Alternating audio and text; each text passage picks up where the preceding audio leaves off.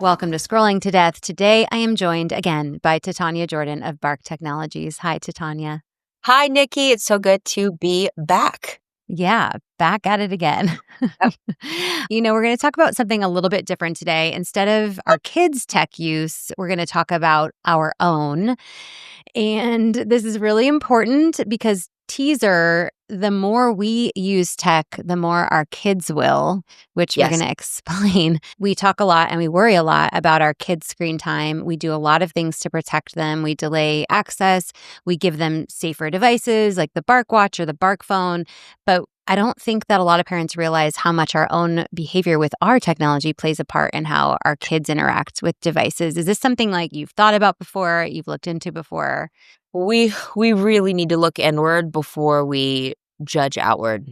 When our children see us constantly picking these things up to photograph them, take videos of every single moment instead of living in the moment, one red flag. When they see us immediately respond to a ping, a ding, they are subconsciously taking in that like we're hamsters on a hamster wheel, a digital Right. one. So which is why talking about why we're using the tech when we use it is really important in terms of modeling. When they come in our bedrooms at night, if we're scrolling on our phones, Which we all are. right? It's hard, as you and I know, and probably any person who is working in any way, shape, or form. hmm These have become ingrained with our careers and our ability to communicate effectively. Yeah.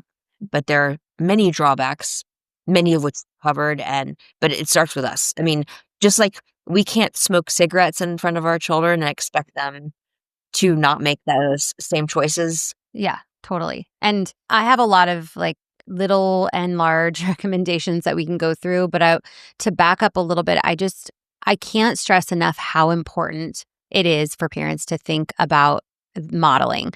I've talked to hundreds of people, thousands of people, but lots and lots of experts and read lots of books, and it always comes up. And a book I read most recently called Always On by Shauna Schwartz.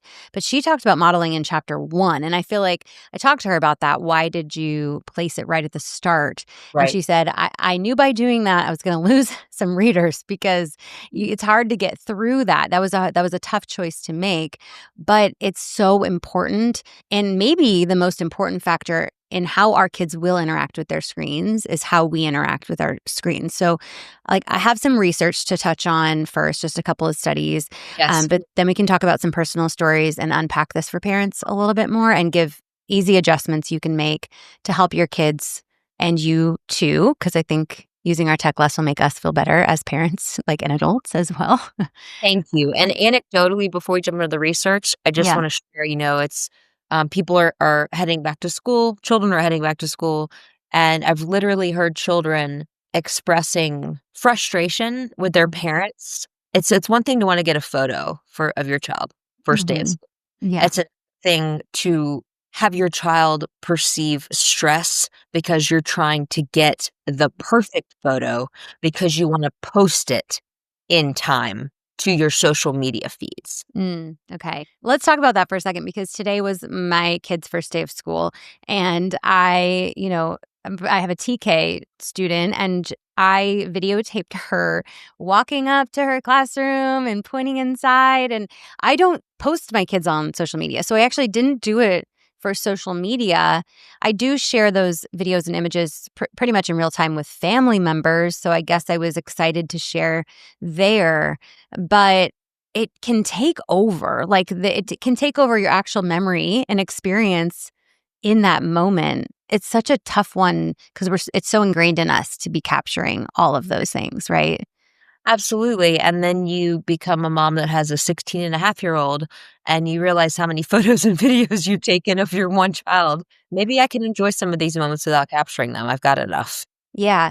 One thing my kids do a lot is like I'll video them and then they'll say, "Let me see it." Something deep in me is like, I don't think it's good to have them be able to rewatch something they just did in real time. Like that feels weird. They should just experience it, right? Isn't that weird?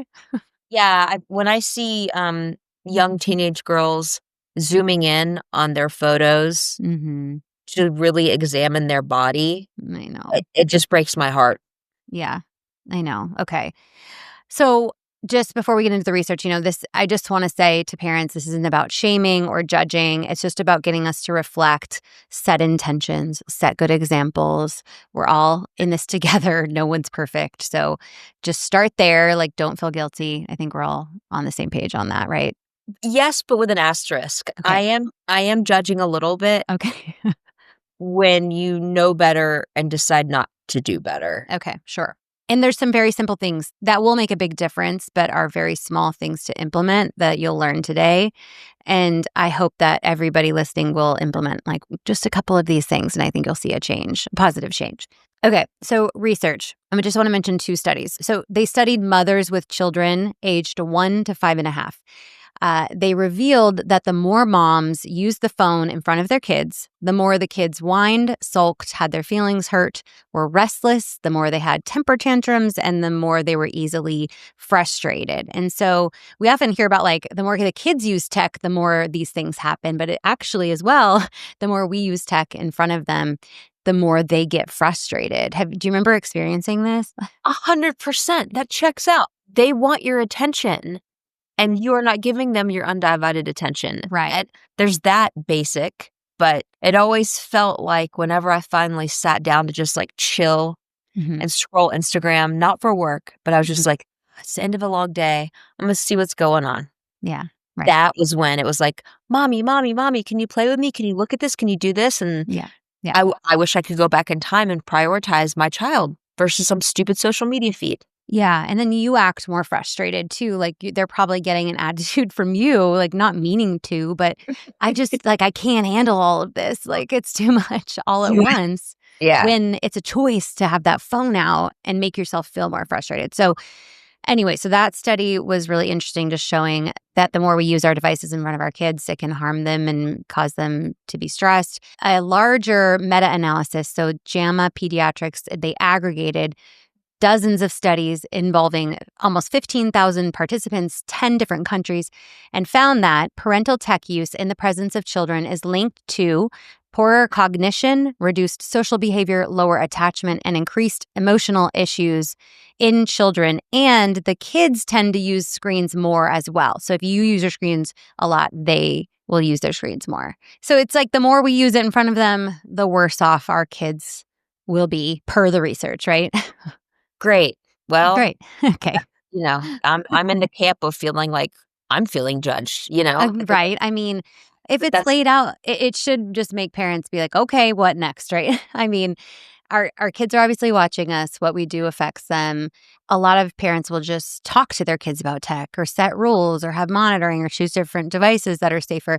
But it's actually more about what we do with our own tech. And so let's just talk for a few minutes about what this looks like in real life. And I think we all probably go through phases where we feel more like distracted, mm, digitally distracted. Maybe there are times of the day that is hard. And for me, it's like kids are off school at 2 or 3, and I'm still getting emails. I'm still getting comments and messages on Instagram for work.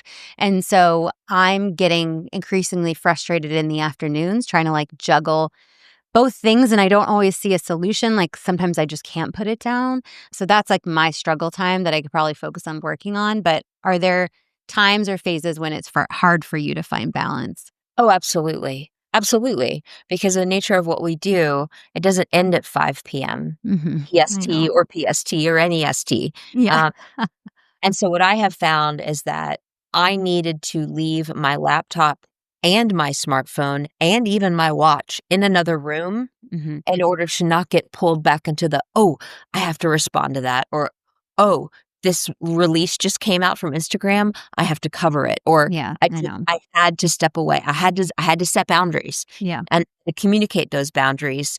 On the flip side, when mommy is in her office in front of her screens, she's working to help pay for this house, Mm. pay for college, pay for life, right? Yeah. Your dad and I work very hard, and when I'm on my screens, I'm not playing, I'm not gaming, Yeah. I'm working. But also, when I'm done working, I'm gonna try really, really hard to fight the addictive nature of what I do and how it can cross over into entertainment and play, and Mhm. leave it in my office. Yeah. This came up for me big time yesterday. I'm just realizing I was trying to get a video out about Adam Rain, a boy who was encouraged to Mhm. kill himself by ChatGPT. But I was Right. trying to, I'd already filmed the video, I'd already edited it, and I have the kids at soccer practice. And the service was horrible. And I was getting really frustrated. I was like, I just need this to publish. And I could not get it to publish. So I'm like walking around trying to find service. And my 4-year-old is like, "Hey, mom, can we do hopscotch?" And I'm like, I was just so frustrated. And for a moment, I said no because I was like, just really wanted to get this out. And then I was like, what am I doing? I can get it out in half an hour when we leave here. My 4-year-old wants to play hopscotch with me. Like, I can definitely do that. But it was hard to like stop just getting the thing done that I needed to get done. And sometimes you may have to like it sucks, but like sometimes you may have to say to your child, I need to get this work thing done and it's going to take this amount of time. And then you have my attention. Because I think there's a difference between like, I'm not just doom scrolling mindlessly. It was like a Working. work thing. Communicating that is key, right? Yeah. Because our parents in the '70s, '80s, '90s, they Hmm. didn't have everything to do things with us. They were like, "You have to figure it out. Right. Totally. Cool. Yeah. Go play." Right? So Yeah. there's that. But then also specifically with what we do, Hmm. and this is one of the many negatives of social media, we don't just create content and post content. Hmm. Our content is seen by more people if we engage with it. So we can't just post and step away. If I leave a comment on your video and then you come into it and leave a comment on it shortly thereafter, Instagram or wherever is going to reward you and Hmm. show that to people. But it's like they're keeping us locked in too because their Hmm. platform benefits by how much time people are spending in it. So it's just that's Mm. frustrating. Now you're making me feel guilty for not responding to more comments. No, they want you to be on top of it, right? And it's Yeah, like no.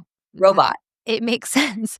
It's just, the comments being so mean to the parents of Adam Rain yesterday, like, Are you blaming parents. serious? Yeah, and I'm Were like, people mean to his parents? yeah, blaming the Unacceptable. parents. No one wants to blame the tech company, and I'm like, can't there be multiple factors involved? I'm not saying the parents need blame, but, like, lots of factors can be involved when something like that happens, but always like, if the tech company has responsibility, like, that's okay to call that out without having to, like, point at fingers elsewhere. Like, I people who love maybe it was someone who, like, loves ChatGPT and, like, I don't know, but anyway, so when I get comments like that, I just try to put it out of my mind. I don't wanna get in a fight about it with somebody that I don't know, and so then I just stop reading the comments in general on that specific video, and then I maybe don't get as good of engagement, but it's like that whole thing we have to deal with, like, do you read comments or do you not?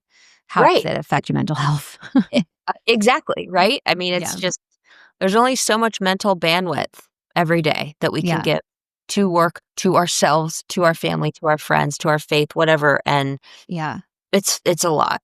Yeah, it is. And I think everyone is struggling with whatever situation they have going on, like with the balance here. And so I don't think it's about being perfect. I don't think it's about trying to never ever look at tech in front of our kids. I think again it's just awareness, intention, and we'll get into some like small things you can do to improve in this area. But one big shift I made this year, like I realized I was using my phone as a way to like, escape stress or fill time when I was bored. I think we all do that, Yep. and I'm not that concerned about doing this when I'm alone. I mean, it's totally unproductive and actually doesn't help me feel less stressed. But what I wanted to focus on is we do this in front of our kids, and when we doom scroll in front of our kids, we're unintentionally teaching them that scrolling is how we cope with things when it's really not. And so the big change I made is just like not scrolling in front of my kids, whether it be social media feeds, like scrolling through content, even news feeds, like if I'm looking at houses on Redfin, like just not doing things that are sort of mindless, mind numbing things that I may do later on in bed by myself. But if I use my phone in front of my kids, it's to do something productive. It's as Utility. brief. Yeah, it's as brief as possible, and I say out loud what I am doing so that they know, You're right? crushing it. You really are. You actually wrote a blog post for us Oh, right. There was one part of it that, like, almost kinda made me tear up, Oh. because it was so powerful. So yeah, anybody listening, if you're curious, you just go to bark.us/blog. It's one of the most recent posts, and you go over, how you got to be where you are today, Mhm. and, there's so much here. Why we do all this? Why do we do the things that I implement? These rules, these practices, why do we do this? Mhm. And you gave 4 bullet points, and I was just like, "Man, that makes so much sense," and it was to protect our hearts and minds, to sleep better and feel better, to make sure tech never takes the place of play, creativity, boredom, or rest, to keep family time stronger than screen time. And I was like, insert word here, like Y word. Oh, got me in the feels, Thank Nikki. you. Thank you. That I got from, so I put together like a family tech plan because I wanted to frame it and put it on the wall so the kids like know. And so I think I put the whole thing in the blog, right? So parents can look at it there. I was thinking I should make that available, but it is available on Bark's blog. So the kids know all the time and can reference like what are our current rules around tech. I think it's going to be really helpful. I'm waiting for the frame to come today actually from Amazon. Yeah, it's the guidelines for kids ages 5 to 11, and maybe it's for 12, or maybe it's for they're great guidelines, and I Thank just you. touched on one portion of it, but bark.us/blog, interview with Nikki Petrosi of Scrolling to Death. Mhm. I mean, still have goosebumps. Those are such simple and clear rules. It's like when you tell your kid, "Look both ways before you cross the street." They're not gonna argue. They're not gonna say, Right. "But mom," just And makes I sense. Yeah, thank you. And I think it's important, like, to not over explain rules. Like, I read this in Jean Twenge's new book, which is not out yet, but I have this copy. And she talks about it's important to set rules and explain why, but like not over explain. Like, especially age appropriately. Like, they don't need to know all the details. They need to know you're making the healthiest choice for them, right? And but we can't always just do a because I said so when it comes to these things. So I think the family tech plan does go into some detail about like why it's healthy for your brain, it's healthy for your body, those kind of things that I want them to like hear a million times and then hopefully they'll make their own safe choices. All right, let's get to some tangible tips for modeling a healthier relationship with technology. For me, it's like if family time should be no tech time. So if it's a mealtime or I'm watching a movie with the kids, and I wanna be engaged, right? Because I'm spending time with them. I cannot even have my phone in the room, but even if No. it's far away and even if it's face down, something is calling to my brain and saying, "Come pick me up." Like, maybe you missed something. So, out of my eyesight has been a big thing that I real and I'm not perfect at it, but if it's out of my eyesight, I know I can be more focused on what we're doing together. Yes, yeah, 100%. That's why it's so important to just leave your devices, your connected tech, even your watch, if you Mhm. have a smartwatch, out of sight, so that you can truly be fully present. That's a Yeah. critical component. And if we can all keep connected tech out of our bedrooms at night, I realize your smartphone might be good to have nearby in case of emergency, in case you have to dial 911, but like put it in a drawer, just something like. I have some friends that will leave it, like, in the bathroom, like, sort of, Mhm. just they can still hear it, but it doesn't need to be right next to you. I think for sleep, that's huge, but also a good example and modeling for your kids who should not have any technology in their rooms at night, And this right? is a separate episode, but I have a panic button beside my bed through my home alarm service so I don't, for a variety of reasons, but also so I don't use I've gotta keep my phone by my bed so I can dial 911 quickly because Wow. anxiety. Yeah, totally. Okay, that makes total sense. I think too, like involving your kids in the disconnected time. So say you have older kids who have a phone or a watch or anything, it's like let's all unplug. All of our stuff goes over here and we're going to play this board game or eat this meal together. So Yeah. making it like co-disconnect time. It's not do as I say, not as I do, right? Here Yeah. it's eating ice cream in front of your kid, but telling them they can't have any, which my dad used to do. Oh my god, No. Dad. dad, dad. I think No, he would that's give us, like, one bite and then have to start. if I'm going to have a dessert and I don't want them to, I'm hiding in the kitchen. Like what are you talking Exactly, about? like, come on. I Right. And they always come in, like, They know, they they can sense smell enough. it. Yeah, yeah. Okay, and I think for, like, there's simple things you can do with your phone, and we've probably heard this a million times, people, but how many apps are on your phone? I did the whole thing where I went through every single one. So many hundreds, like, hundreds, and do you need hundreds? No, maybe you need 50, like, realistically. Maybe a little more, maybe a little less than that. You get rid of the clutter will help you Yes. use that phone less, and And grayscale, that yeah, was one of the best tips you've ever given me was just make your phone, grayscale, black and white. It becomes yeah. way less appealing. And, Laura Marquez Garrett, who's an attorney that I've interviewed several times, Yes, and they're awesome. yeah, Laura's awesome, and they talk about, not having, like, your child's picture, like, not having some fun things as your background, like, it should just be, like, boring black, like, this is not for fun, like, this is a tool. I also make it really uncomfortable to use, so I don't have a case. I don't have a pop socket, whatever those are called, so I like, literally, I want it to slip around so that if I'm sitting on it a long time, it's uncomfortable for me, and it makes me put it down more. Like, I don't wanna make it easier for me to use for hours at a time, right? Just the intentionality you are putting behind your personal use and sharing with all of us, it's going to change the way families interact with tech for good. So I just want you to know, like, this is awesome. It's such a good reminder, and it's just easy. These are not hard things to do. No, no. And I mean, disable notifications, obviously, if you're, and I have one right now for my settings. That's to do with a software update. I don't think I can turn that off. But like, there's notifications that come up that you don't need to see in real time, like the push No, notifications. So we yeah, can. no, you've called me out on that before. I know we've talked about this, but like Titania was getting notifications pushed to her phone when she got a like on Instagram, and that's embarrassing. Ah, look, they like me. Yes, the best is behind us. We're moving forward. Okay. Well, that's not happening anymore. No. um, I want to also briefly talk about watches. I used to have a Apple Watch, and I'm really anti Apple Watch for adults. Like, I don't think adults need to be pinged. And I know you can adjust the settings and not get notifications constantly, but do we need to know the second on our body with wearable technology that someone has contacted us when we also always have a phone nearby? It's wild. I mean, when I have my watch, my phone, and my computer, Yeah. which are all Apple, and I get a phone call and they all start ringing different tones, I'm Why do like, we need that?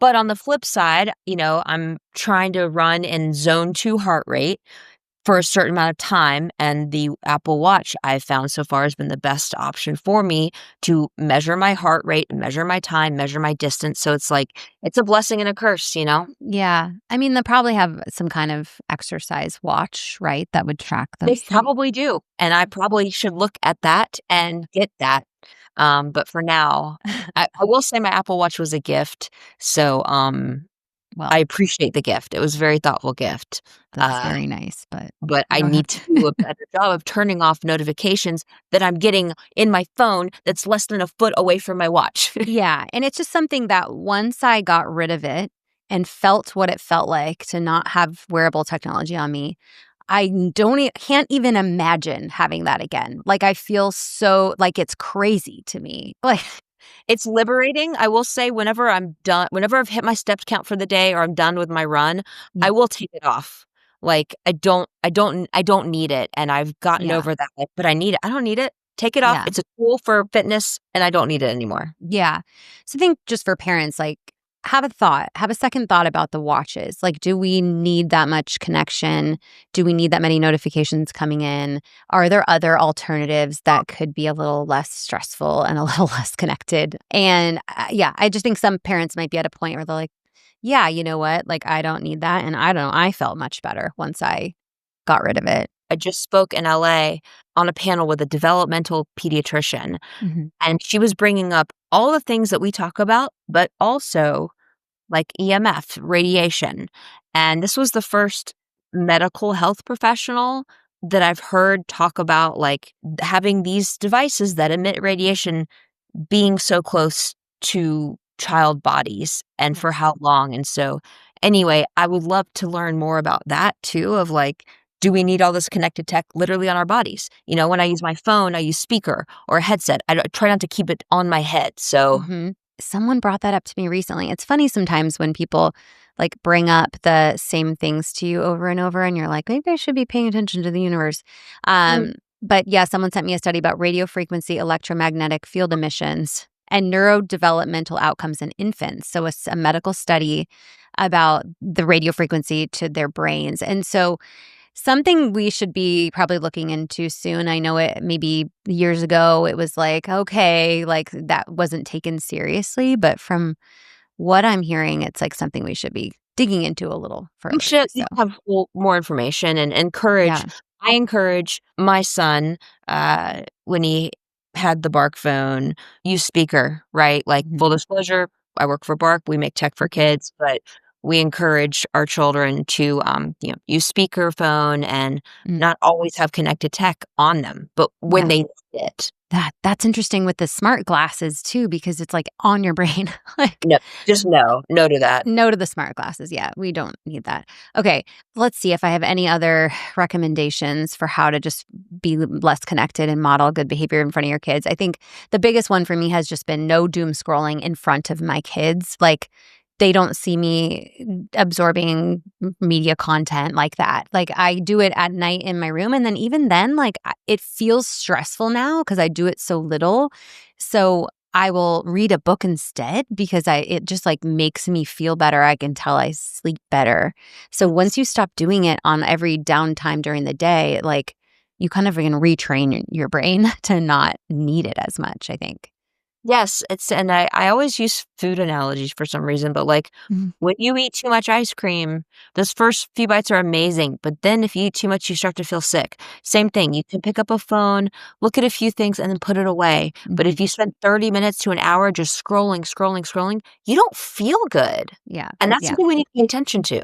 Yeah, and I will say too that I've heard from many experts, like, start your day without tech if possible for as long as possible.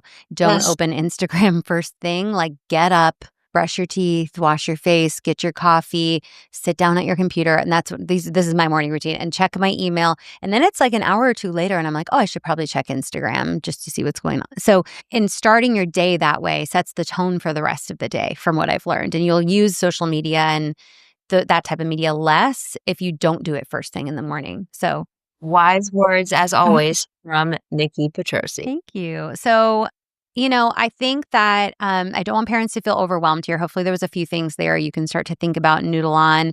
And I want us to think about this like it's not a burden to make these changes. Like, reframing our use of tech is actually an opportunity for ourselves to feel better, to set a better example for our kids and set them on a successful path. I think it's just about making small adjustments or big adjustments, encouraging us to let our kids see us make those adjustments, like talking about it, like, I'm doing this different thing because it's going to be better for my brain, better for your brain. Like, involving them in this journey is really great. I will just say I have yet to meet anyone, human, parent or child, who has taken a step back from tech, reduced their tech consumption, and felt that that was worse. Everybody Right. that has done it, myself included, Yeah. feels a little more freedom, Yeah. feels liberated, feels, like they've reached more of an equilibrium. So, Hmm. no shame, not much judgment. Please try to take a few steps back, away, model what you want your kids to be doing, Yeah. and you'll all be healthier. There's no downside. Yeah, you're going to feel better. And small things can make a big difference, and your kids will notice. So, Titania of Bark Technologies, thank you for always being a resource for parents. I want to thank Bark for continuing to give us products that can help keep our kids safe and prioritize real life experiences. I'm so grateful to everybody on your team. And thank you for always coming in and having these really amazing chats and discussions with me. It's always fun. Thank you for having me back and having one of the best podcasts out there. Everybody like, subscribe, share, all the things. This content needs to be heard. Thank you. I've never said that before. Like, subscribe. Right? Come But do that if you guys want. Okay. on. Thanks, Tanya.